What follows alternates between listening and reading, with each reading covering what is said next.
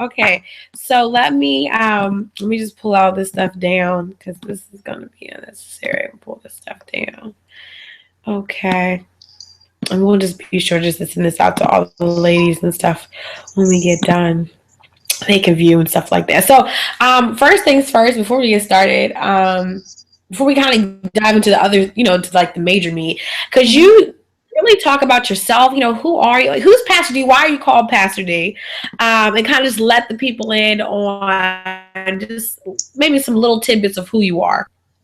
Okay, well, my name is Dominique Washington. I am the youth and young adult pastor at Higher Ground Outreach Church in Baton Rouge, Louisiana. So if you hear a little country every now and again, that's the southern country, Louisiana, in me. The reason they call me Pastor D, I guess my first name starts with a D. I have been the youth and young adult pastor. I've been in ministry for 16 years. I preached my first sermon when I was 16 years old.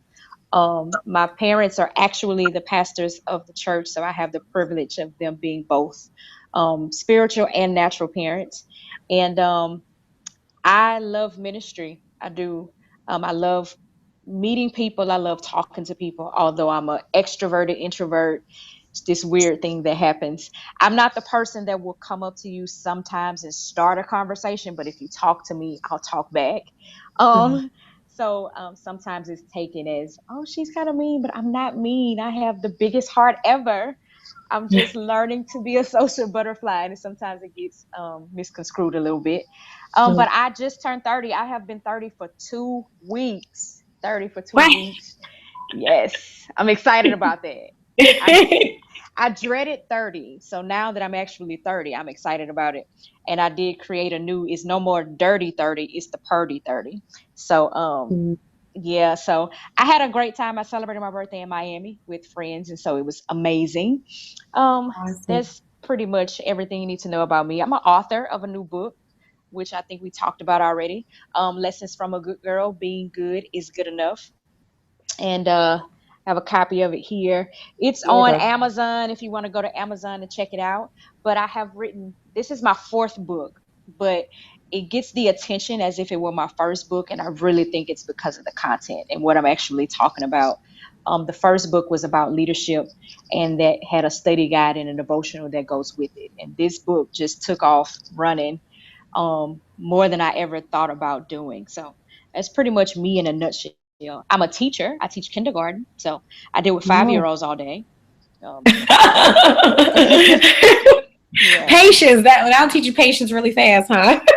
that will teach you. It teaches you beyond patience, like because they're like little. I call them my little people. They're not kids. Like today, I get a question every day. Today's question was, um, if you're were born before your sister, how is she married and have 2 kids and you don't? Like that's the kind of stuff I get asked. Right.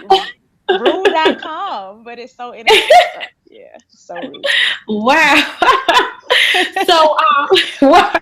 So actually, I do have a few questions. I definitely wanted to jump Well, let's in go. Jump conversation. in. So, I'm ready. yeah. Let's jump in. Let's jump right in.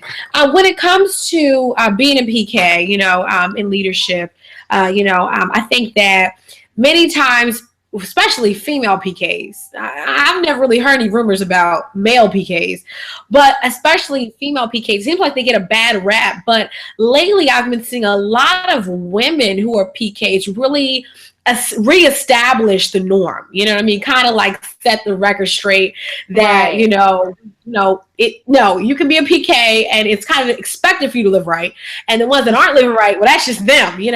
But I am seeing kind of like this really hard drive in this, and really the church leadership culture of PKs really starting to blossom out, becoming more vocal in their platforms. And so you as a PK, as a female PK, someone who's been in the ministry for a while, what are some of the things that you look to stand for when it comes to your church? So in other words, as other females or younger ones look up to you, what are some of the things that you try to pump out to them as a leader, especially as a PK, that what are some of those things, whether it's characteristics, morals, values, what are some of the things that you want other young women to look up to you for?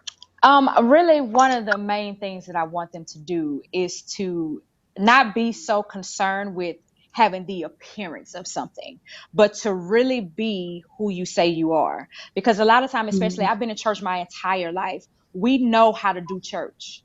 We are taught how to do church. We can do church inside and out. We know how to shout, we know how to sing, we know how to run every area of ministry.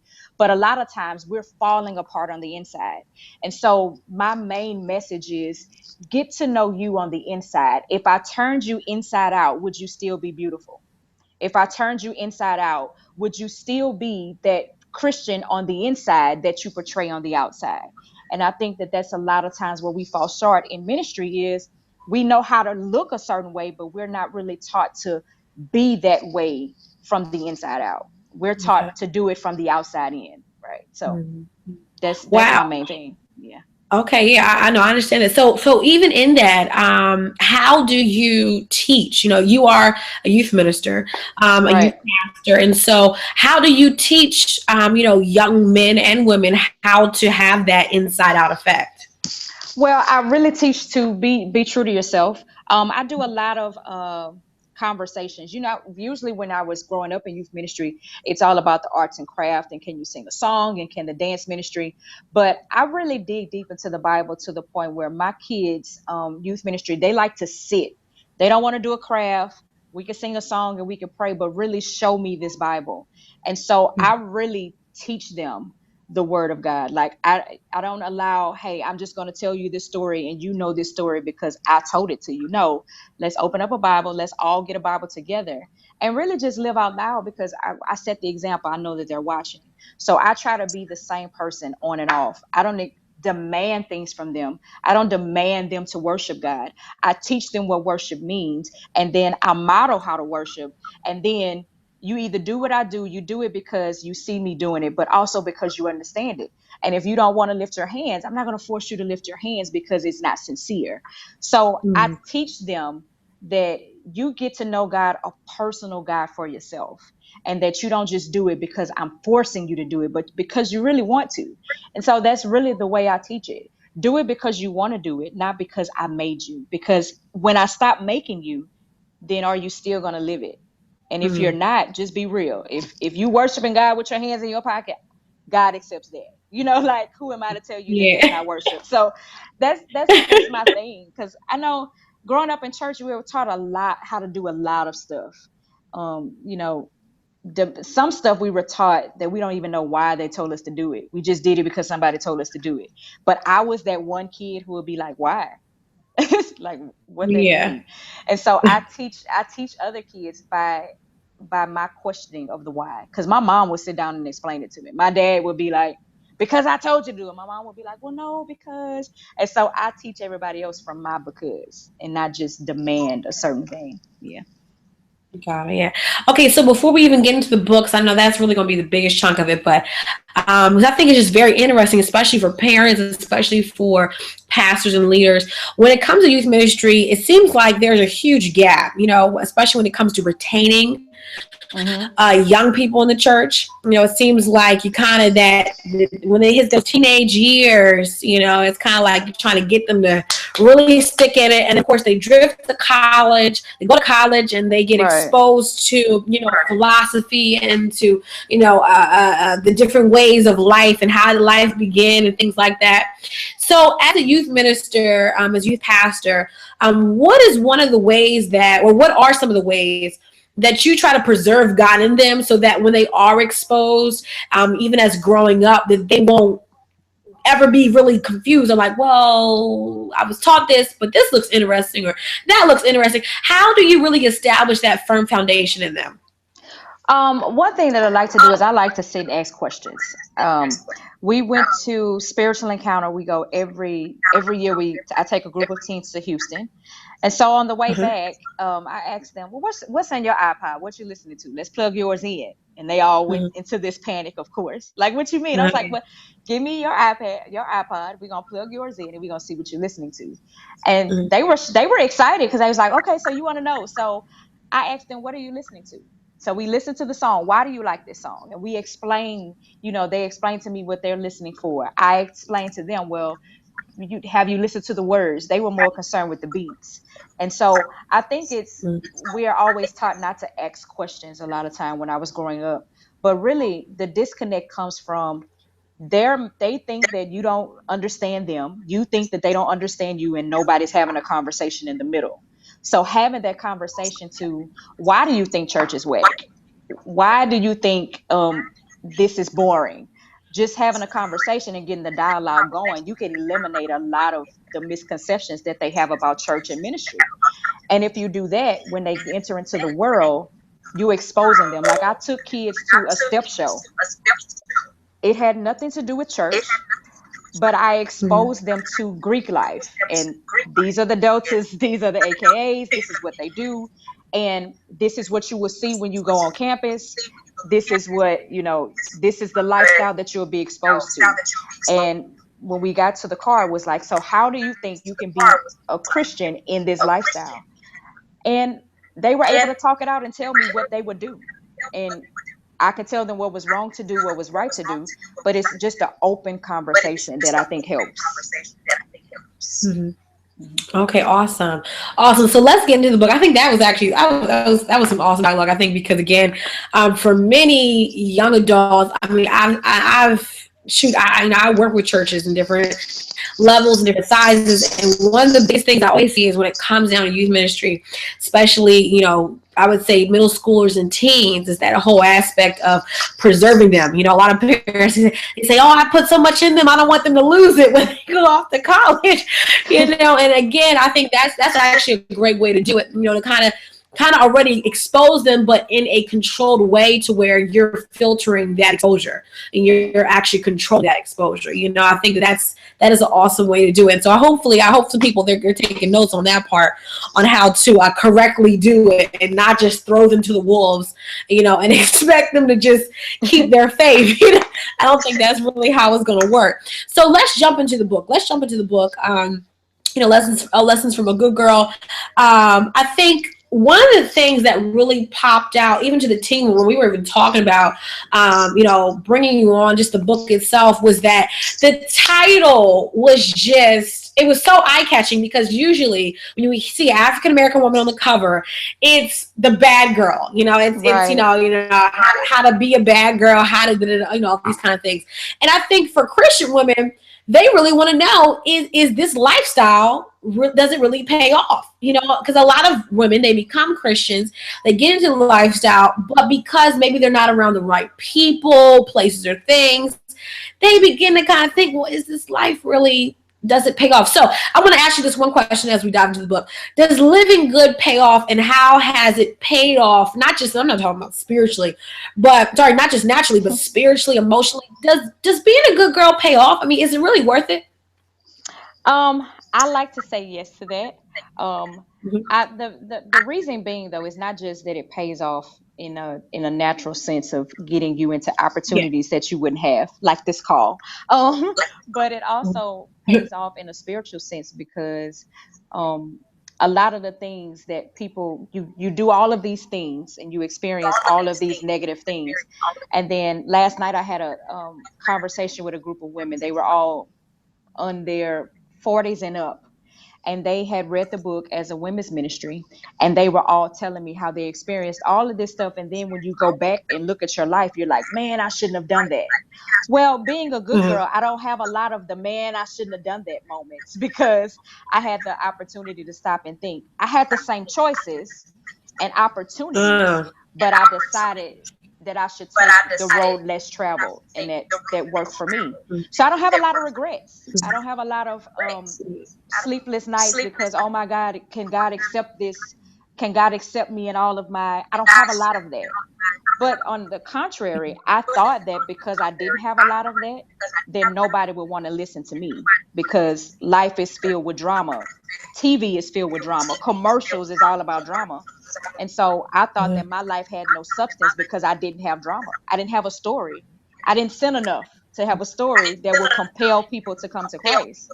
And so I didn't want to tell my story, because I thought it wasn't good to be good, that I should have been bad. And because that's the one that gets the most play. So yeah. Yeah, Mhm. yeah. And it's funny. It reminds me of. I think it was the truth. I think it was a rap. It was a Christian rap song, and he was talking about how you don't always need to have a dirty past to have testimony. Some Mhm. people feel like it's like what you say. I have to have gone through 15 crack houses, 12 drug, like all these different things, just to have some kind of valid, something that I can go up with the mic and say, hey, I have a testimony. Now, for women who have been, like you said before, through bad experiences, through these different things, can they still be a good girl? How can that be accomplished? I think first of all, the title within itself is actually a stereotype.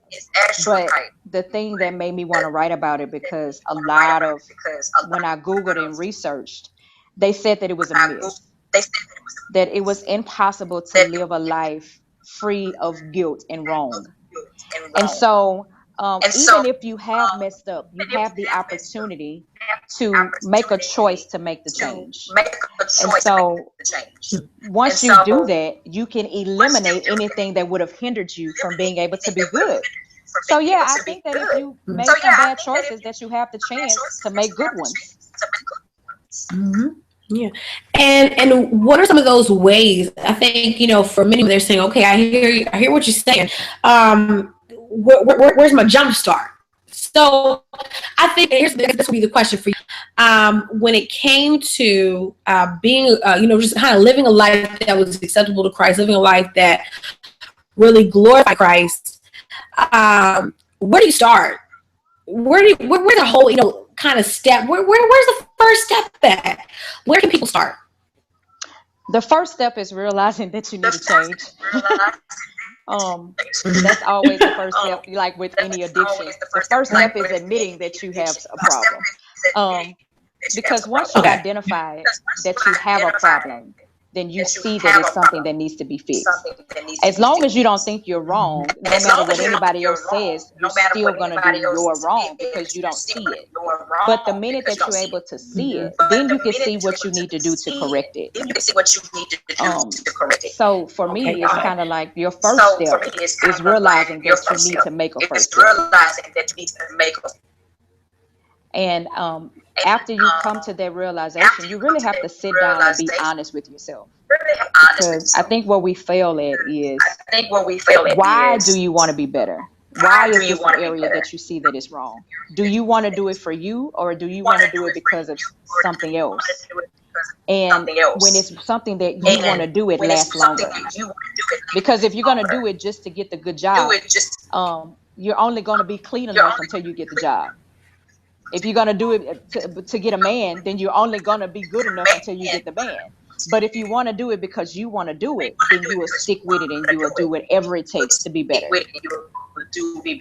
Wow, yeah, that's a good point right there. If you want to do it, I like that. I like that. See, if you want to do it yourself, it'll stick. But if you want to do it for someone else, it'll only be good enough until that point. And then once you obtain it, it's just like, okay, well, this is all in vain. I'm just gonna go Right. back to the lifestyle I had. I think that is just so real for so many women, because I think again we're all into like instant gratification. We want it now. So even when we do work hard, we work hard still for a now moment. It's just that now moment is just, it may not be right now, but again, we're working for just like a one moment situation. When for what you're saying, it's that no, let's make this into a lifetime. A Right. lifetime of making good decisions, and a lifetime of where God's glory can really be seen, not just in one moment, but for the rest of our lives. So one of the things too, let's talk about as far as making the book. How long did it take you to write it, and were there any challenges while you were writing it? Any writer's block? I mean, did you?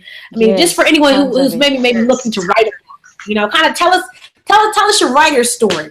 Um, it took me maybe a year and a half, maybe quicker. I think it took more time with editing it and adding to it than actually sit down and writing it. Yes, I Okay. experienced writer's block. Yes, there were times I sat down and said I was going to write and nothing came out, like for days at a time. And I also, the hardest thing for me was being completely 100% transparent. I am a very private person, so having to tell my story and have people reading it that I do not know kind of freaked me out a little bit. you know, Mhm. um, to have to really, really, really be transparent. Because with my editor, who is also my best friend, she was hard on me about it. Danielle, um, shout out to her, she's watching. Danielle Martin, she would tell me, I don't see you in it. Nope, start over. I don't see you. I don't hear you. Start over. And here I am thinking, Mhm. it's been 3 days since I've been writing this, and I send it to you, and you say you don't see me. I have a whole attitude about this now. Because what you mean? I'm all the way through here. I wrote it. Like we would have knockout Mhm. dragouts all the time. But just trusting her editor's perspective and trusting that, okay, she knows what she's talking about. I'll start over reluctantly. There were times where I Mhm. cried, but the thing about it is you just have to keep pushing and you have to keep moving. With tears in my eyes, I'm texting on my phone late at night because my computer, um, my MacBook, it crashed. Something happened with the memory right in the middle, and my friend was like, "There's no excuse. There's Pages. Go download the app, and you're gonna type your Mhm. book from your phone." And I would type it from my phone or type it from my iPad. And so Wow. once you rid yourself of excuses, then you can reach success. And Wow. when I eliminated everything, every reason why I couldn't write, I was able to write. And you just start writing. I didn't know if anybody was going to read it. I did it because I knew it was something that I needed to do. And there were Mhm. times where I wondered, is anybody going to pick it up? What if they never read it? Because the Destiny devotional, if I can be honest, I sold 5 copies of it. And I'm like, well, Lord, you want me to write another book? I mean, I sold 5 copies of one. I sold like Mhm. 200 copies of the other one. And you telling me to write another one? Like, really? Nobody's reading this stuff. Like the five Yeah. books that I sold from my devotional, two of them was my mom. So it's kind of like, you want me to write again? Like nobody's reading this stuff, and you want me to Uh-huh. write? Yeah. And so Uh-huh. I had to still keep writing because it was something that was needed, and I had to look beyond what I thought I needed to do and think about everybody else. Because what if one person does pick up the book and it changes one life? Are you Mhm. not going to accomplish it because it doesn't reach? You don't get to be trending on Instagram and you don't get 1,000 likes, or can you Mhm. get one and be satisfied with it? And Mhm. I think now we're such a socially driven, technology, social media driven generation that we'll stop doing anything or take something down because only 5 people liked it. I didn't get 100 likes. I'm taking that picture down. I'm not pretty anymore. But if Mhm. you like it and if God likes it, is that enough? So Mhm. once I realized that it wasn't just about me and that I wasn't doing it for the likes, then God took it and blew it up. It's been out since May, and it's done more than the first 3 books did in Wow. the 2 years that they've been out. Like, Wow. and That's to God. yeah, that's definitely God. Definitely Oh God. my goodness.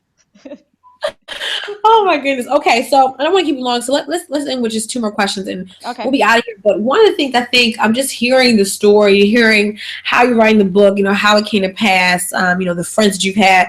I think that's really important, especially really as we really shift the last two questions to more of leadership, because I think there are more women who are seeking to become leaders, seeking to have a voice, have a platform, have something to say. And one thing I'm starting to see though is that humility and just being patient in the process and really letting God prune you seems to be really the best medicine or the best way to get to where that place is at. So as a woman who's 30 years old, you're focused in ministry, you're focused in your career and the different things that you're doing. What are some things that you've learned along the way as a leader, as a career woman, as a woman who's in education, as far as being a leader? I mean, what makes a good leader, especially for women? What has God shown you through your way of leadership? For me, being a good leader is being able to be taught. Because there are a lot of things that I learned from, even if it's something as from the youth that I'm around, from my parents who've been in ministry longer than I have, or just from other people that I may model. I'm always capable of being taught something, that I'm never in such a boss position that know that I'm unteachable. So I think that you should always be able to be teachable and that you should always be growing. I don't think that you get to a place in life where you feel like I have arrived and this is it and I'm doing nothing else. I think even the person that retires, they still get to a place where they learn how to just rest. That's also a learned thing when you've been, been working so hard for you to get your career going. So I still think that you're able to teach something, because even the retired person who owns a company, they're still in leadership because there's somebody that they have to oversee too. So you never stop learning. And the most significant person that you can learn from is yourself. I think a lot of times in leadership, it's hard to look at you. It's hard to look on your inside and say, what is wrong with me? And what do I need to fix when nobody else is around? Because as a leader, you take on a lot of people's responsibility, especially in ministry. You have people to care for, you have families, you have all of this responsibility, and we sometimes neglect ourselves. And so on this journey, I am learning to search me, to know me, and to love me. Because especially when you're a woman in ministry and you're single, a lot of times you feel pushed, and even as just being a woman, period, you feel pushed to have this man and have this family in order for you to have some substance to your life. But do you love you before he even gets there? So can you be can you be a leader, and still be able to be submissive? Can you submit to in your bossness? Because I'm a boss by all means, but when it's time to let him know, just in case he watching, I can submit to. I can do both. Trust me. I know Yeah, that's right. yeah. I got to let them know, because sometimes they think I'm the alpha woman. I'm not the alpha woman. I'm alpha right now because you're not here. But that's Yeah, when you that's a come. different thing. But when you come, I'm good. I know that's right. Assume the role. Come on, assume the role. Yes. New position. I know that's right. Okay, so last but not least, I'm going out of here with this book. Is this the last book you're gonna write? Are there any other books coming up? And then with that, so are there any books you're gonna write? Any books coming up? And then really, what has this book process taught you about you? I mean, writing this book. I mean, have you learned more things about yourself? Writing about what you've been through and your story. So, can you answer those questions as we end? Yes. I do have more books to write. There Okay. is going to be a lessons two, because even since the release date, there's more things that I've learned since May. So there's going to be a lessons from a good girl too, and I'm also working on another one to be released next year. The title is Pure Pressure. Kind of a Okay. play on words about peer pressure, Yeah. but it's talking about Yeah. your purity, and not Got it. just in the terms of a virginity, so to speak, but your purity. Pure actually means being mixed with nothing. So Mm, I'm talking about your virginity, but I'm also talking about living a righteous life. So Pure wow. Pressure will come out in the fall of next year as well. And what was the last question you asked? What has the writing process taught you about you? The writing process has taught me to smile more.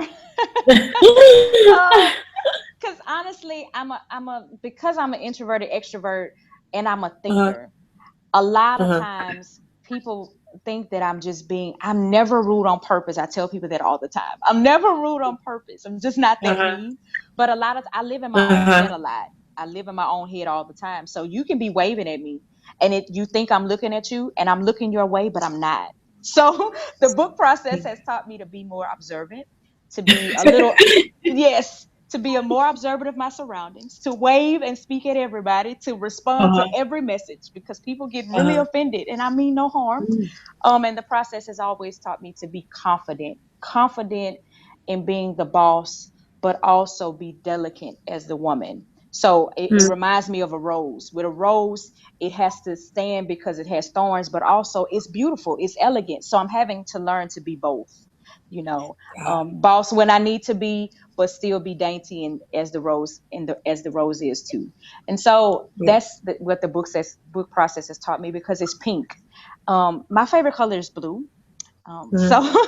being so pink, and yes, being so pink and so girly, I love it. And so it's a Mhm. learning experience for me, because I was a tomboy, so I could throw the Yeah. football with the best of them. But I love it. Yeah. I love it at the same time though. Uh-huh. Awesome, awesome. So how can people get connected to you? How can they get the book? How can people stay in contact with you? You got a website, social media. I know you have it all. So Yes. give it to how can they get in contact? Okay, if you are my Facebook, it's Dominique. It's spelled Domonique. Dominique S. Dot Washington. If you don't put the S and the dot, somebody is going to come up, and she is not me.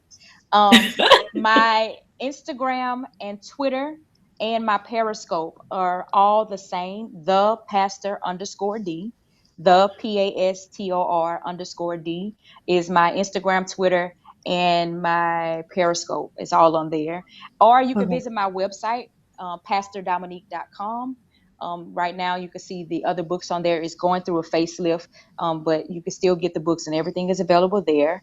And or you can search Amazon.com and just type in my name, and all four books will come up. Dominique S. Washington. That's on Amazon. That's Books a Million and BarnesandNoble.com. It's not in the stores yet, but that is my prayer. That Hey, come on now. yes, that is my prayer. You know what I actually want? I want that million copies sold at the top. You know how it's at the top. I want that. So Uh-huh. that is what I'm pushing for in that Yes, distribution. yes. Yes, send it, Jesus. So I'm pushing for that. But if because it is on the online sites, if you can, they will ship it to the store, and you can pretend like you got it there and pick it up at the Got it. store. Or you can Got inbox me or direct message me on Facebook or Instagram, and I it. can ship it to you. I'll send you an invoice through PayPal, and everything Mhm. comes in these nice gold envelopes. So it's going to be real flashy and dainty and beautiful. So if you want the gold package, then The I can ship you goal. the book. Yes, it's gold. It's Yo, elegant. I got One it. lady told me, she was like, I've never received anything in the mail in gold before. Exactly. That's what I was going for. It's the marketing strategy behind it all. Yeah. Amen. Amen. Amen. Okay, guys. So again, you've gotten all the links, you've gotten the books. Is there anything before we go? Is there anything you would like to say in reference to the women, in reference to leadership, in reference to ministry before we part? The only thing that I want to say is it's my new thing. Um, if I turned you inside out, would you still be beautiful? I know that we live in a society that is all about the outward appearances. I have lashes, we have makeup. My sister is a makeup artist. But let's focus on our insides in 2015, going into the new year. Let's focus on being just as beautiful on the inside as we are on the outside, and never let anything separate you from the love of God. And thank you so much for having me. I think that you are amazing, Gigi. Shout out to you and Girls of Royalty. I Thank think it's amazing. you. And Shout out thank to you the team. so much to the team and for just allowing me to do this. This is such a privilege, and I will never forget my first call. So, this is one for the books. Well, we're so happy to have you again. Thank you for all the women that are watching this. I'm going to make sure that we get this out to you guys in every way that we usually do. But again, we want to thank Miss Dominique Washington, Lady Pastor D, Lady D, not Lady D, at least not yet, but Pastor Not yet. D. Come on. Pastor, we definitely want to thank Pastor D. Okay, as she just came on again, she was talking about her book. We definitely want you guys to go purchase this book. Look, we want to see you guys purchasing, so please let us know if you've purchased the book. We want to see it. Put it on Instagram, put it on Twitter, put it on Facebook. Again, remember, photos work best, okay? It's not enough for you to talk about it. We have to show them the book, okay? So, Yes. again, we want you guys to support. Supporting women is what we're all about. So please take advantage of things like this where, again, we have women, we're presenting them to you. So please, let's support, okay? And if you are an author looking to become an author, look, you got to support other authors, okay? Look, that's what faith does. Faith plants a seed in good ground, okay? So let's plant a seed. And Miss Washington, let's show her that, we're in full support of this book. And we're going to let you guys go, okay? So be blessed, and we love you guys. Goodbye.